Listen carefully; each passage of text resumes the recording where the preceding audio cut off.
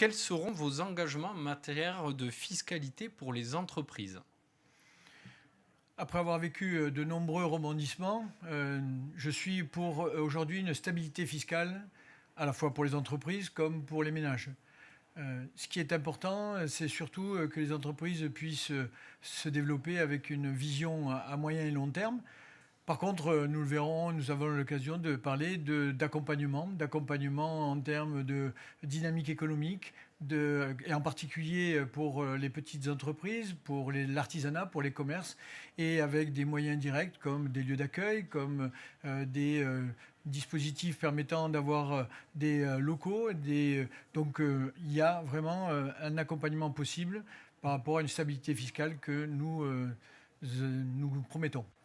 Alors Pierre Cohen, le commerce vit des moments difficiles avec les manifestations de Gilets jaunes depuis 18 mois, puis les manifestations contre la réforme des retraites au mois de décembre. Quelles mesures concrètes vous entendez proposer aux commerçants de Toulouse pour les aider à passer ce cap difficile? Alors nous sommes vraiment très en soutien des commerçants qui vivent, comme vous le dites, depuis 18 mois des moments très difficiles, en particulier les commerces de centre-ville, ou en tout cas de tout ce qui tourne autour des faubourgs et des boulevards. Pour nous, il n'y a malheureusement pas trop de possibilités, puisque c'est l'État et le préfet qui a la responsabilité des manifestations. Il est évident que le maire peut infléchir avec le préfet à la fois la possibilité de varier les lieux de manifestation ou surtout éviter les brutalités qui émaillent chaque fin de manifestation surtout. Par contre, ce qui est important auprès des commerçants, c'est eh bien de s'apercevoir que des animations en dehors des fameux samedis ou des fameux jours de manifestation, des animations qui permettent d'avoir une véritable offre commerciale dans les rues, comme nous avons pu le faire avec la braderie qui a été lancée sous notre mandat, et avec des coopérations avec les commerçants pour accompagner tout au long de l'année et sur des jours différents. On avait des projets, par exemple, de faire des animations les mardis, puisque c'est des jours creux et qui permettent peut-être d'inciter des publics à venir et à acheter évidemment dans les commerces de proximité. Alors la sécurité est un thème qui est abordé par tous les candidats, évidemment, et est une attente préoccupante, en tout cas pour les Toulousains. Quelles sont les mesures que vous entendez porter avec votre liste pour la cohésion, l'autre choix en matière de sécurité? La sécurité, celle qui est trouble, qui n'a pas changé, puisque le maire actuel avait promis, avec beaucoup de démagogie, il y a 6 ans, de changer pratiquement tout ce qui était délinquance, criminalité. Et on s'aperçoit qu'avec tout ce qu'il a pu faire, ça n'a pas changé, même au contraire, ça a augmenté. Donc ce qui veut dire que cette élection, c'est ni démagogie, mais responsabilité. En ce qui me concerne, je pense que la sécurité est un droit pour tous. Donc nous devons travailler avec l'État, faire que l'État soit responsable et plus de policiers nationaux nommés à Toulouse parce qu'on en a besoin. Donner l'exemple avec une police de proximité, une police dans tous les quartiers, avec un travail de relation avec les citoyens et donc dans une charte qui nous permettrait, par l'exemple, de faire que la police nationale tende vers cette police de proximité plutôt que la police d'intervention, parfois qui crée des heurts et des violences qui sont, je dirais, dommageables pour tout le monde. Et enfin, nous pensons que nous devons avoir dans une de nos compétences, c'est-à-dire créer du lien, un grand service public de tout ce qui est le service public de tout ce qui produit de la médiation, pardon, excusez-moi.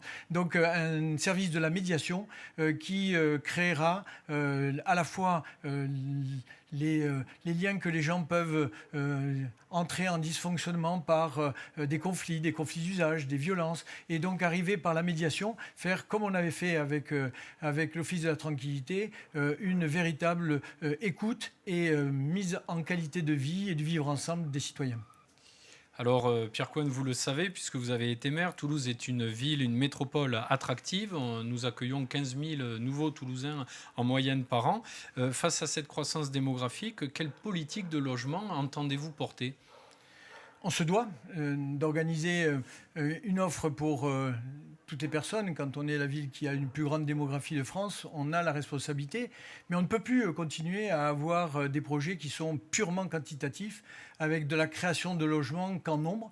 Aujourd'hui, un projet d'habitat, même quand il est de dimension moyenne, il se doit d'être inscrit dans une qualité de vie. Et c'est pour cela que nous aurons à la fois avec les promoteurs une charte qui permettra de créer un cahier des charges. Et ce cahier des charges sera l'obligation de discuter avec les riverains, avec les associations, pour savoir quelle qualité urbaine, bien sûr l'esthétique, mais pas seulement comment ce projet intégrera la qualité de vie, une qualité de vie qui, en termes de proximité, sera dans l'aménagement des espaces publics, dans les équipements nécessaires liés à l'impact de la création de ces logements, parce que très souvent, on crée du logement et on s'aperçoit qu'on n'a pas assez d'écoles, qu'on n'a pas assez d'équipements de proximité. Donc, avoir une vision béton qui a été quand même beaucoup, et même on peut dire que quand nous étions en responsabilité, on l'avait, maintenant vers une vision de qualité de vie et d'offres en matière de vie dans la ville. Aujourd'hui, les solutions de transport semblent être un peu la martingale que tout le monde recherche. Quelles sont les solutions que vous proposez de manière urgente pour résoudre les problèmes du quotidien et puis peut-être à plus long terme? Vous l'avez dit, il faut des solutions urgentes. Et la proposition qui est faite par le maire est aussi reprise par certains candidats en pensant que le métro est la réponse urgente à ces besoins, pour moi, est une erreur. Il faut le métro parce que dans la vie, dans la culture de Toulouse, le métro est inscrit dans le temps et donc il faut un certain nombre de propositions dans les années qui viennent. Par contre, l'urgence, c'est de s'adresser aux gens qui prennent leur voiture. Et sur les rocades, ce sont des gens qui viennent de 5 km, 10 km, 15, 30, 40 km. Donc il faut obligatoirement une vraie alternative à la voiture sur l'ensemble de l'aire urbaine. Et donc c'est pour ça que nous sommes pour, en urgence, créer un RER toulousain qui permet d'être une première alternative. La deuxième alternative, c'est que émergent des solutions douces, mais qui sont des vraies alternatives aussi à la voiture. Nous avons des vélos électriques, nous avons des trottinettes, mais nous allons avoir des nouvelles technologies qui vont arriver dans les années qui viennent. Donc nous devons aussi avoir un vrai projet de renouvellement urbain, pas comme on l'a fait, et c'est nous qui l'avons commencé essentiellement dans le centre-ville de Toulouse, mais sur l'ensemble de la ville et voire même la première couronne, où des propositions de partage de l'espace public, mais aussi même d'endroits dédiés pour les vélos électriques, d'endroits piétonniers pour sécuriser pour aller aux écoles. Donc nous avons là 2 projets en urgence qui prennent des moyens qui feront que non. D'abord, je pense que le métro aujourd'hui, contrairement à ce que dit le maire, il n'est pas financé. Tout le monde le remet en cause, comme par exemple la Chambre régionale, la Cour des comptes. Donc aujourd'hui, il y a dans les urgences, puisque vous avez vraiment parlé d'urgence, urgence climatique, mais urgence de qualité de vie. On en a marre. La semaine dernière, tous les jours, il y avait des bouchons qui amenaient des gens à 1 heure, 1 heure et demie, voire 2 heures pour aller à leur travail. C'est inacceptable. Et le métro voudrait dire que pendant 7, 8 ans, on ne ferait encore rien. C'est inacceptable.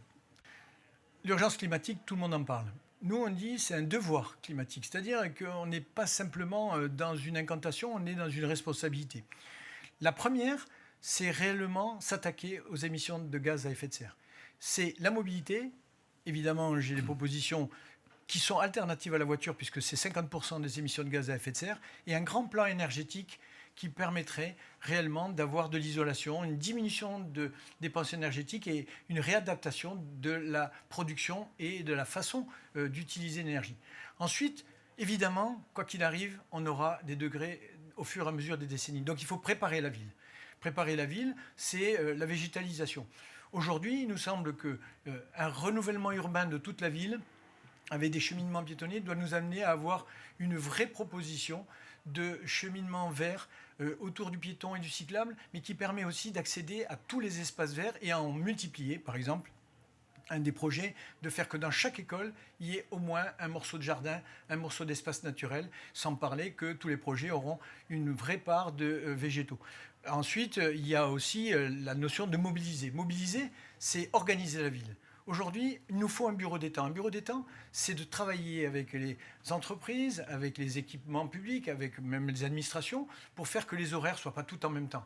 Mais c'est aussi le télétravail, c'est aussi la façon dont on doit faire du covoiturage. C'est-à-dire faire que la mobilisation des acteurs soit sur l'accompagnement et la façon de travailler autrement, de vivre autrement. Et enfin, le meilleur moyen de garantir l'avenir, c'est de faire que dès l'âge du primaire, où nous avons une responsabilité de périscolaire important, eh bien, c'est de faire un parcours de citoyens climatiques, comme on l'avait fait avec le parcours culturel gratuit.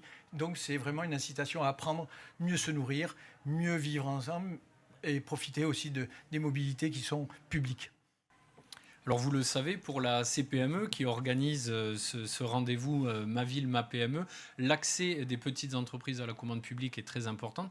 Comment vous comptez faciliter justement l'accès à cet achat public pour les petites entreprises? Alors, d'abord, il faut prendre conscience qu'une métropole avec 1,2 milliard de budget, l'importance que peut avoir la commande publique, à la fois pour travailler sur des filières, travailler sur la façon d'inciter pour les circuits courts par rapport aux cantines, 30 000 plats jour par enfant, 30 000 enfants qui mangent à la cantine chaque jour. Par exemple, sur des commandes publiques, c'est l'occasion de mettre des critères. Par exemple, le fameux critère que nous défendons et qui est majeur, c'est la notion du circuit court.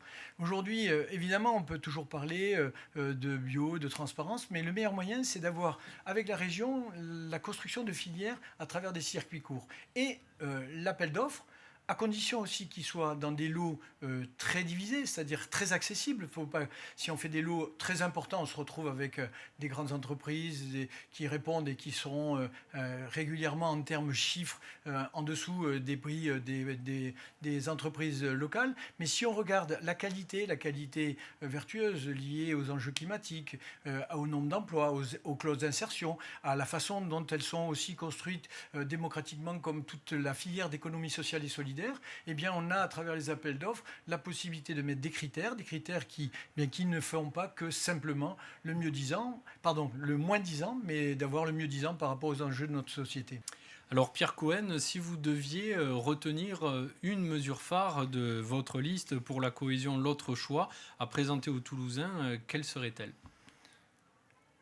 J'ai le souvenir du mandat où tout le monde a été satisfait de ce qu'on a pu faire sur le centre-ville. Aujourd'hui, c'est de l'élargir à toute la ville. Pas simplement pour en faire des endroits de qualité ou de meilleure esthétique. C'est parce qu'aujourd'hui, la cité, elle est réellement en train de préparer la façon dont on doit vivre ensemble. Et très souvent, c'est avec les équipements.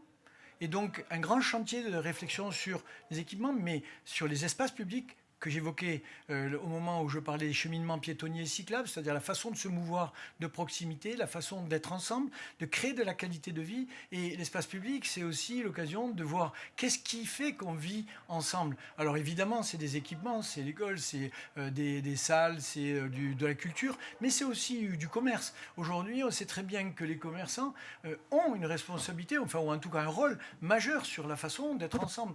Et qu'est-ce qui fait qu'un certain nombre de gens vont vers ces lieux? C'est aussi l'attractivité commerciale et donc l'offre diversifiée de commerce. Donc il y a bien là un vrai projet de renouvellement urbain qui s'appuie sur un savoir-faire, sur des orientations précises qui s'appellent la mobilité de demain, qui répond à ce qu'aujourd'hui la fonction de services publics comme les équipements, les écoles évidemment, mais les centres culturels ou tout ce qui peut être animation sportive ou autre, et enfin de faire que la vie commerciale et économique soit un élément majeur du vivre ensemble. Très bien. Merci Pierre Cohen, candidat pour la cohésion, l'autre choix, d'avoir participé à cette opération Ma Ville, Ma PME. Merci.